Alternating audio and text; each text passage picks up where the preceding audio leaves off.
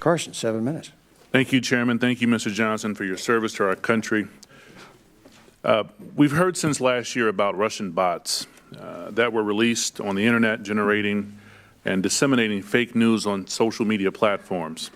As far as you understand, sir, how do these bots work, and how did we come to discover them, and how effective were they in basically shaping opinions, and how do they interact with social media to make their campaign most effective?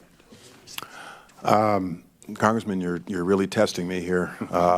You're a brilliant man, level of a technical level that there are others who could sit here and give you a much better answer.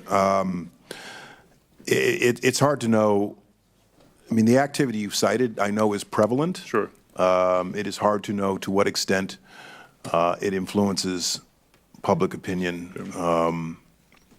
Like I said earlier about the election result, it is hard to know to what it is not for me to know to what extent the Russian hacks influenced public opinion and thereby influenced the outcome of the election.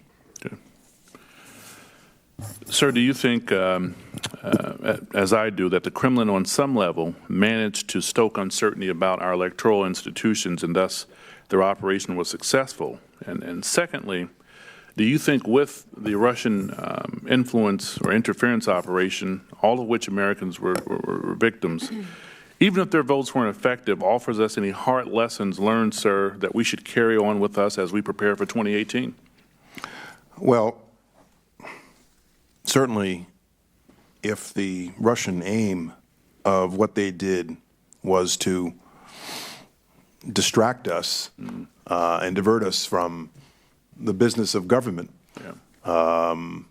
whether it's health care or something else, yes, I mean, as evidenced by what we're doing here today.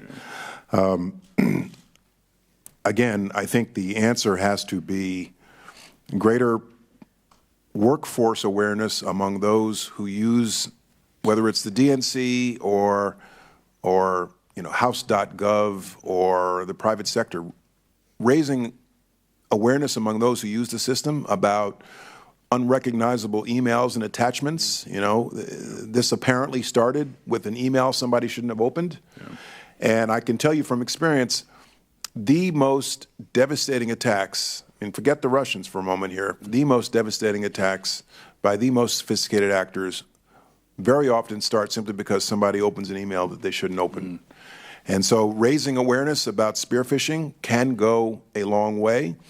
And as I said earlier, encouraging those who are responsible for our democracy in ensuring that their cybersecurity is protected, and they've done what they need to do. Thank you, sir. Keep up the great work. Mr. Chairman, I yield back.